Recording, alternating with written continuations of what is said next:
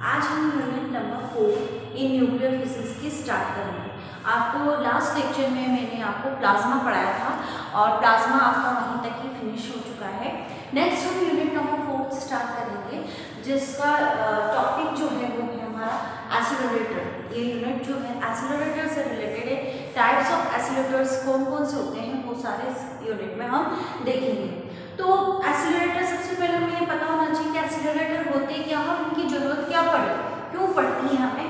तो एक्सीलरेटर और कुछ भी नहीं है कि हमें बहुत सारे एक्सपेरिमेंट ऐसे होते हैं या हमें बहुत ज़्यादा ऐसी आवश्यकता होती है जो आयन हो वो हाईली एनर्जेटिक हो, इस तरह के, क्योंकि आयन में इतनी एनर्जी नहीं है जितना हमें कहीं पर किसी काम के लिए वो चाहिए होता है।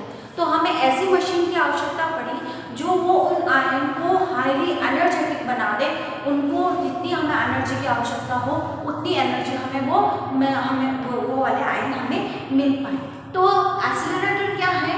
एक्सीलरेटर एक मशीन है जिसकी सहायता से हम उच्च ऊर्जा वाले आयन को प्राप्त करते हैं, या जिसकी सहायता से हम उच्च ऊर्जा वाले आयन को और त्वरित कर सकते हैं, उनमें हाई एनर्जी मिल पाए हमें। ठीक है, तो ऐसी मशीन जिसकी सहायता से आयनों को उच्च ऊर्जा के साथ त्वरित करती है, त्वरक एक्सीलरेटर कहलाता है। ठीक है, हाईली एनर्जी के साथ हम आपके जो आयन्स हैं उनको एक्सीलरेटेड कराते हैं।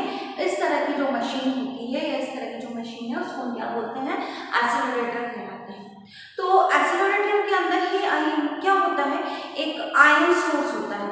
ठीक है, वैसे तो एक ट्यूब भी होती है जिसके अंदर हम एक आयन सोर्स डाल देते हैं और उस आयन सोर्स की मदद से हम हाईली एनर्जेटिक आयन को प्राप्त करते हैं। तो उस आयन सोर्स के अंदर हम क्या करते हैं? गैस फिल कर देते हैं। ठीक है, जैसे आपको कोई भी आयन सोर्स लिया हमने और उस आयन सोर्स के अंदर हमने क्या कर दी? गैस को फिल कर दिया। ठीक है, अगर वो एक आयन स्रोत यानी अधिकांश त्वरक जो भी होते हैं एक्सीलरेटर, उसके अंदर हम क्या करते हैं?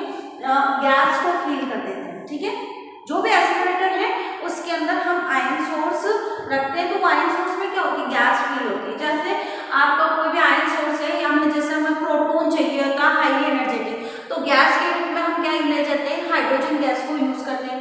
जैसे ड्यूटेरियम है, अब अगर हमें हाईली ड्यूटेरियम काढना चाहिए, पार्टिकल चाहिए, तो हम क्या करते हैं? ड्यूटेरियम गैस को उस आयन सोर्स उस एक्सीलरेटर के अंदर फील कर देते हैं, तो उससे हमें क्या मिल जाता है? हाईली एनर्जेटिक ड्यूटेरॉन पार्टिकल मिल जाता है। जैसा आपके अगर आपको इलेक्ट्रॉन चाहिए होता है तो हम इलेक्ट्रॉन के लिए हम क्या करते हैं? हमारे जो फिलामेंट्स होते हैं या तंतु होते हैं उनको हम क्या करते हैं? बहुत ज़्यादा गर्म करते हैं, तो गर्म करने पे हमें इलेक्ट्रॉन, हाईली एनर्जेटिक इलेक्ट्रॉन प्राप्त हो जाते हैं। जैसे हीलियम है, हीलियम गैस को हमने उसके अंदर त्वरक के अंदर फील कर दिया, तो हमें हीलियम से क्या मिल जाएगा? हमें हीलियम से अल्फा कण मिल जाते हैं। तो हम त्वरक के अंदर ही क्या करते हैं? वो गैस को फील कर देते हैं जिसके हमें पार्टिकल चाहिए होते हैं, जिसके हमें ion particles, highly energetic ion particles चाहिए होते हैं। तो ये क्या कहलाते हैं? इन्हीं सबको हम क्या बोलते हैं? त्वरक एक्सीलरेटर बोलते हैं। एक्सीलरेटर कुछ भी नहीं है, एक्सीलरेटर एक ऐसी मशीन है जिसकी सहायता से हम उच्च ऊर्जा वाले आयन को प्राप्त करते हैं। ठीक है, अब नेक्स्ट जो इसका फर्स्ट जो हमारा एक्सीलरेटर है वो है रेखीय एक्सीलरेटर, या इसको कहते हैं वाइड्रो एक्सीलरेटर भी बोला जाता है। फर्स्ट है आपका रेखीय या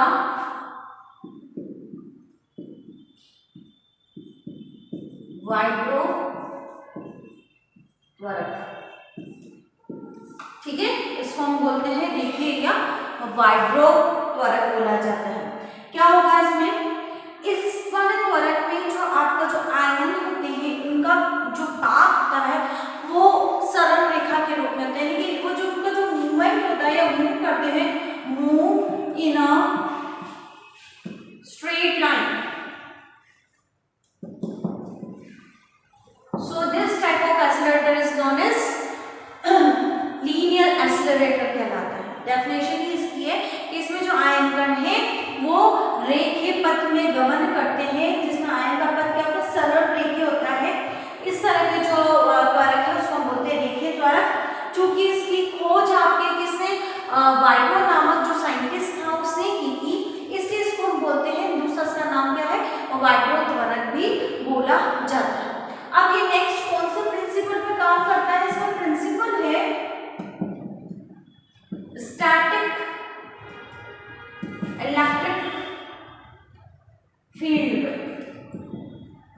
स्टैटिक यानी कि स्थैतिक विद्युत क्षेत्र पर ये काम करता है, इसलिए इसका पथ क्या होता है, सरल रेखीय माना जाता है, सरल रेखीय होता है। क्या होता है इसमें, ये स्थिर विद्युत क्षेत्र के सिद्धांत पर कार्य करता है, इसलिए इसके आय का पथ क्या होता है, सरल रेखीय माना जाता है। ठीक है, अब हम इसकी बनावट देख लेते हैं कि बनावट क्या है इसकी।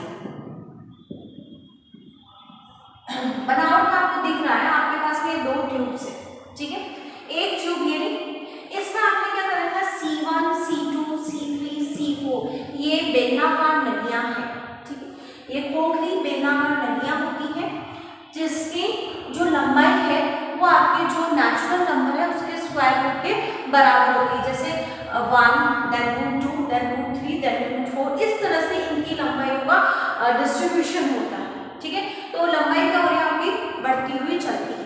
ठीक, इनको फिर हमने क्या करा है, रेडियो फ्रीक्वेंसी, जो आपके रेडियो फ्रीक्वेंसी सोर्स है उनसे कनेक्ट किया है। कैसे कनेक्ट किया है, आपकी जो C1 एंड C3 है उसको हमने रेडियो फ्रीक्वेंसी के पॉजिटिव टर्मिनल से जोड़ा है, एंड C2 एंड C4 जो है उसको हमने रेडियो फ्रीक्वेंसी के नेगेटिव टर्मिनल से जोड़ा है। ठीक है, तो आपको बनावट समझ में आ गई कि इसमें क्या होती है, आपकी खोखली बेलनाकार C1, C2, C3 एंड आप जितनी आप लेना चाहें उतना आप ले सकते हैं, जिनकी जो लेंथ होती है वो आपको जो नेचुरल नंबर है उनके रूट के बराबर होती है, जिससे उनको जो ये क्यों हमने नेचुरल नंबर के बराबर है, ताकि आपके जो आयन है उनको सेम टाइम लगे इस इन नलियों से निकलने में।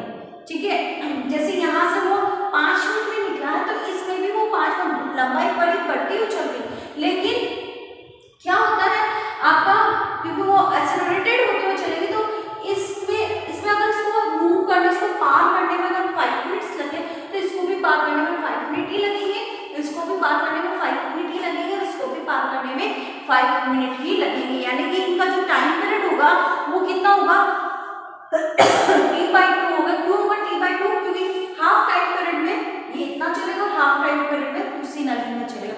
तो इनका जो टाइम पीरियड होता है एक नली को मूव करने का वो कितना होता है, T/2, यानी कि अर्ध आवर्त काल होता है। अब नेक्स्ट में आपको बताइए C1 है, C3 है, C5 है, इनको हम रेडियो फ्रीक्वेंसी जो सोर्स है उसको एक टर्मिनल से जोड़ते हैं, and C2, C4 and C6 है उनको हम एक दूसरे टर्मिनल रेडियो फ्रीक्वेंसी के दूसरे टर्मिनल से जोड़ते हैं। इन सभी नलियों को एक बड़ी नली के अंदर रखते हैं। अब ये सब नली को हमने किसके अंदर रख दिया, बड़ी नली के अंदर रख दिया, जिसमें आपका क्या होता है, आयन सोर्स सिचुएटेड रहता है। तभी तो आयन सोर्स से आयन बाहर निकल के आएंगे, तो आयन सोर्स विद्यमान रहता है, और नलियों की संख्या जो होती है हमारी जो ट्यूब्स हैं उनकी हम जो नंबर्स हैं वो हम हमारे आवश्यकता अनुसार कम या ज़्यादा कर सकते हैं। ये आपकी होगी बनावट। नेक्स्ट हम इसका कार्यप्रणाली देख लेते हैं कि क्रियाविधि कैसी होती है। तो जस्ट हम क्या करते हैं कि जो आयन सोर्स से, माना कि हमारे पास में कोई आयन सोर्स है, उस आयन सोर्स से हमने पॉजिटिव आयन निकाला है। ठीक है, अब पॉजिटिव आयन निकाला तो C1 क्या है, हमने C1, C3, C5 को क्या करते हैं, नेगेटिव टर्मिनल से जोड़ रखा है। तो ये अगर आपका आयन सोर्स अगर पॉजिटिव है, ठीक है, अगर यहाँ पे पॉजिटिव आयन सोर्स बाहर निकला तो C1 क्या है आपका, नेगेटिव है, तो ये इसको क्या करेगा, अट्रैक्ट करेगा, तो ये इसके अंदर मूव ऑन कर जाएगा, बाहर इसके अंदर चला जाएगा। फिर यहाँ से वो इसके अंदर गया, नेक्स्ट T/2 यानी कि जो रेडियो फ्रीक्वेंसी का जो हाफ टाइम पीरियड था उसमें तो यहाँ, फिर उसको मूव करा, नेक्स्ट हाफ टाइम में क्या होगा, ये आपका पॉजिटिव हो गया, ये नेगेटिव था और ये पॉजिटिव था। अब क्या हो जाएगा आपका, नेक्स्ट हाफ टाइम पीरियड में ये नेगेटिव बन गया, ये पॉजिटिव बन गया, तो ये आयन आपको यहाँ से ये यहाँ आ गया, नेगेटिव था तो यहाँ पे वापस अट्रैक्ट हुआ, फिर वापस यहाँ T/2 टाइम पीरियड के लिए यहाँ पर रहा, फिर यहाँ से मूव करा, फिर नेक्स्ट हाफ T/2 में क्या हो गया, ये नेगेटिव बन गया, ये पॉजिटिव बन गया, वापस यहाँ अंदर आ गया। तो ये आपके इस तरह का जो प्रोसेसर है वो चलता ही रहेगा, और लास्ट में जहाँ जिस एनर्जी का हमें आयन चाहिए होता है वो आयन हम यहाँ से प्राप्त कर लेते हैं। अब आपका हर जब भी इस नली से वो बाहर निकलेगा इस ट्यूब से, हर में वो QV एनर्जी को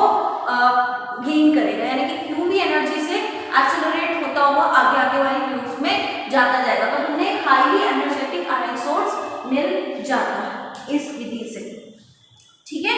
तो जब जैसे जैसे वो आयन आपकी ट्यूब्स में से निकलता हुआ चलता है, उसकी ऊर्जा में कितनी वृद्धि होती है, क्यूबी की वृद्धि होती है, और नली के अंदर आयन निश्चित वेग से गति करता हुआ चलता है, ठीक है। तो ये इसकी क्या है, क्रिया विधि है। नेक्स्ट हम इसकी मैथमेटिकल एनालिसिस नेक्स्ट लेक्चर में इसको देख लेंगे हम, ठीक है।